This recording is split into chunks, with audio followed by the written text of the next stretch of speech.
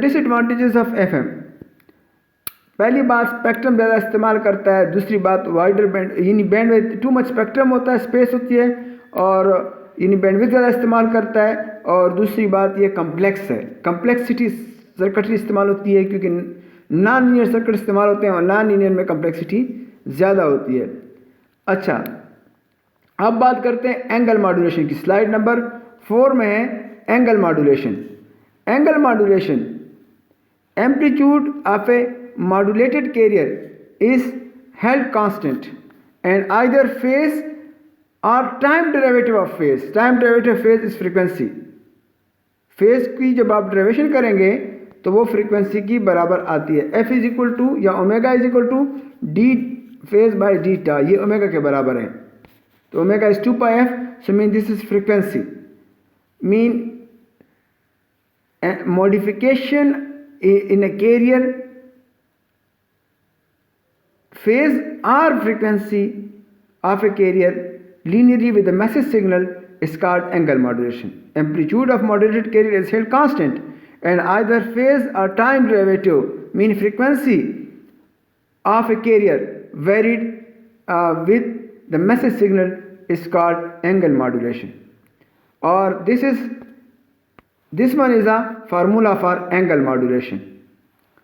MT is equal to, this is angle modulated signal, MT is angle VC cos omega CT plus phase, ये phase है second one. Angle modulation is prescribed in a phase I T, phase T, ये वाला phase T, और and it is a function of modulated signals amplitude या voltage। और इससे पता चलता है this equation, phase is a function of VMT and VM is modulated signal, और angle, तो VMT is, let's suppose message signal is VM sin omega t and omega m mean frequency of a message signal is 2 pi fm, angular frequency is 2 pi fm. And slide number 5 is a comparison between FM and AM. Instantaneous frequency of a carrier is varied from its reference value by an amount proportional to the modulated signal amplitude. जब instantaneous frequency में variation हो रही हो तो फिर आप कहेंगे कि FM हो रही है। Phase angle of a carrier varied from a reference value, phase अगर वेरी हो रहा है तो फिर कहेंगे PM है। मीन ये नहीं कि FM हो रही है तो फिर वहाँ फेज में भी कुछ वेरिएशन होती है। फ्रीक्वेंसी FM में फ्रीक्वेंसी डायरेक्टली वेरी होती है और फेज इनडायरेक्टली वेरी होता है, क्योंकि integration of frequency is phase, और PM में फेज डायरेक्टली वेरी होती है, फ्रीक्वेंसी इनडायरेक्टली वेरी हो रही होती है, क्योंकि derivative of phase mean change in phase will create frequency change. So ये भी both must occur whether either from angle modulation is perform. तो ये दोनों होती हैं, तो इस वजह से इसका नाम एंगल मॉड्यूलेशन होती है। जहाँ FM हो रही हो तो वहाँ PM हो रही होती है, और जहाँ PM हो रही हो वहाँ FM हो रही होती है, क्योंकि FM जो होती है integration of frequency will give you phase, derivation of phase will give you frequency. अच्छा, अब बात करते हैं मैथमेटिकल एनालिसिस इनकी, इंस्टेंटेनियस फ्रीक्वेंसी डेरिवेशन की। इंस्टेंटेनियस चेंज जो होती है, इंस्टेंटेनियस फ्रीक्वेंसी जो बराबर होती है डेरिवेटिव ऑफ फेज, और वो रेडियन पर सेकंड होता है। और आपको पता है कि डेरिवेटिव ऑफ फेज जो होती है रेडियन पर सेकंड होती है। अगर आप रेडियन पर साइकिल करना चाहते हैं, रेडियन पर साइकिल, और आपको पता है कि एक राउंड में, एक साइकिल में 2 पाई रेडियन होते हैं, तो 2 पाई रेडियन पर साइकिल हो जाता है, तो उस वजह से साइकिल पर सेकंड और हार्ड आ जाता है। इससे पता चलता है कि फ्रीक्वेंसी डिविएशन जो होती है वो डेरिवेटिव ऑफ फेज होता है। ये जो ऊपर निशान है छोटा सा आपका स्लाइड नंबर 5 में, ये वाला छोटा निशान है, इस निशान का मतलब है, इस पर इस तरह जो निशान डाला होता है इसका मतलब होता है कि ये डेरिवेटिव है।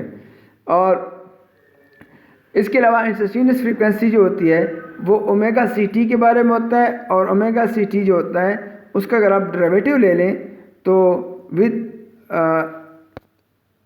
इसके जब आप इंटरचेंज फ्रीक्वेंसी जो होती है ओमेगा सी टी होती है, ओमेगा आई टी होती है, और आपको पता है omega I T is derivative of phase, और ये उसका फेज़ होता है। इस फेज़ का जब आप डेरिवेटिव लेंगे तो ये आ जाता है omega I T is omega C plus derivative of phase in radian per second. और ये इससे आप निकाल लेते हैं in the form of frequency.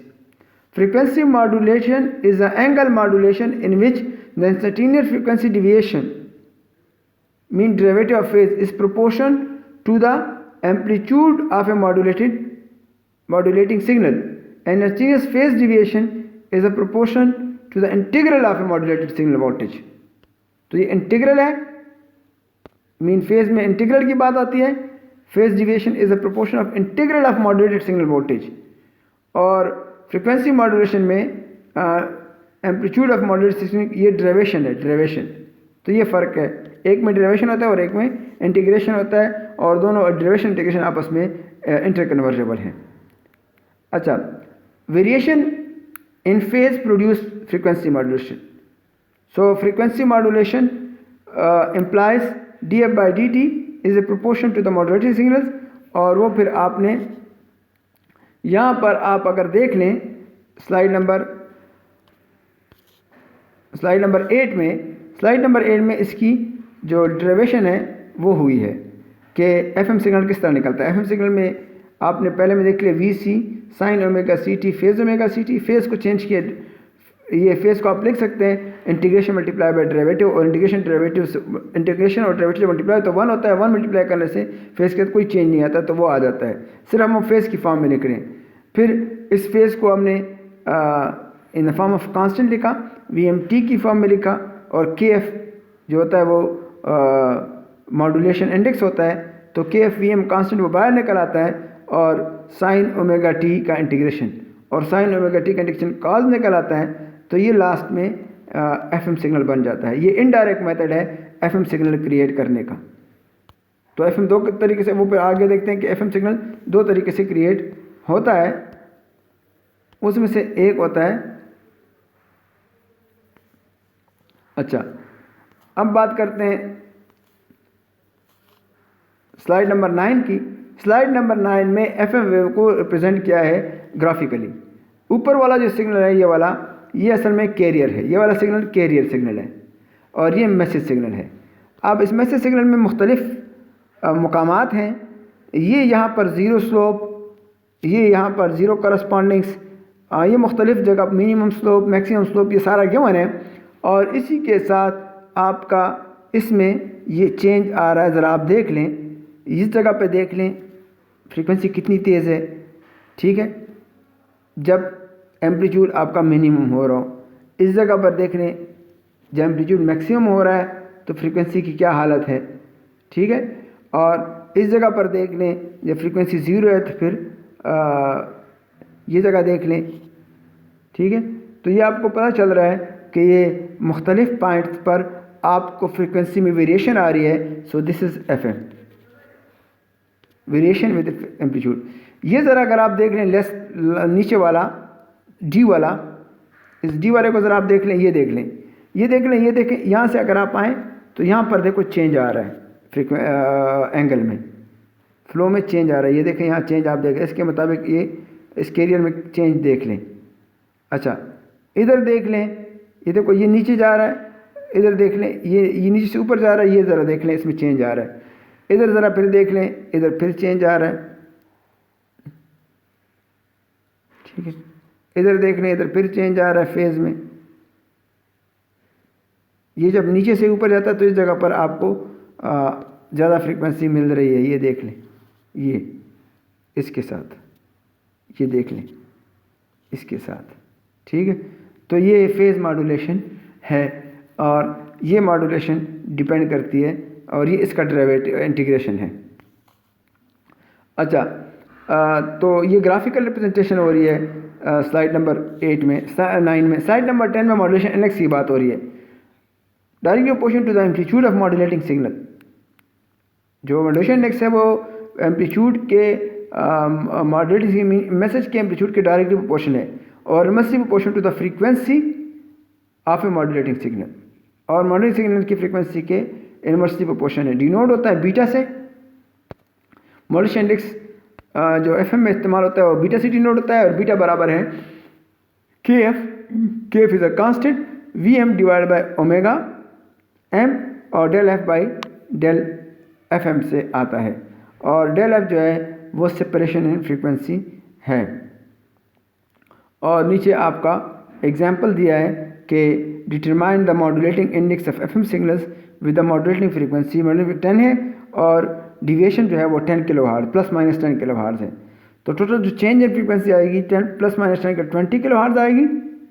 तो 20 kHz divide by maximum frequency 10 आ रही है तो 10 पे डिवाइड कर लेंगे तो 2 यूनिट्स 2 आता है। आंसर इसका मॉड्यूलेशन इंडेक्स 2 आता है और मॉड्यूलेशन इंडेक्स की कोई यूनिट नहीं है। टोटल फ्रीक्वेंसी चेंज जो होती है उसको कहते हैं कैरियर स्विंग। टोटल जो फ्रीक्वेंसी में चेंज आता है 10 kHz मल्टीप्लाई बाय 2 मीन उसको कैरियर स्विंग कहते हैं। Percentage modulation simply the ratio of frequency deviation. Frequency deviation को जब आप मैक्सिमम फ्रीक्वेंसी डिविएशन से जो अलाउड होती है उससे डिवाइड कर लोगे तो ये परसेंटेज मॉड्यूलेशन है। और फ्रीक्वेंसी डिविएशन ऑफ कैरियर को जब आप मैक्सिमम सिग्नल के मैक्सिमम फ्रीक्वेंसी से डिवाइड कर लोगे तो उससे आपको मिलेगा modulation index. Example given by modulation signal produce plus minus 50 kHz frequency deviation and the last stated the maximum frequency deviation is plus minus 75। तो ये जो अलाउड है मैक्सिमम और जो गिवन है इन दोनों की रेशियो से आपको परसेंटेज मॉड्यूलेशन आ जाएगी। इसमें कुछ फार्मूले हैं स्लाइड नंबर 12 में और वो फार्मूले AM और FM के अलग अलग हैं। ज़रा आप देख लें कि AM और FM में जो मुनासिबत है वो इन फार्मूले से भी ज़ाहिर हो सकती है मुख्तलिफ़ तरीके से।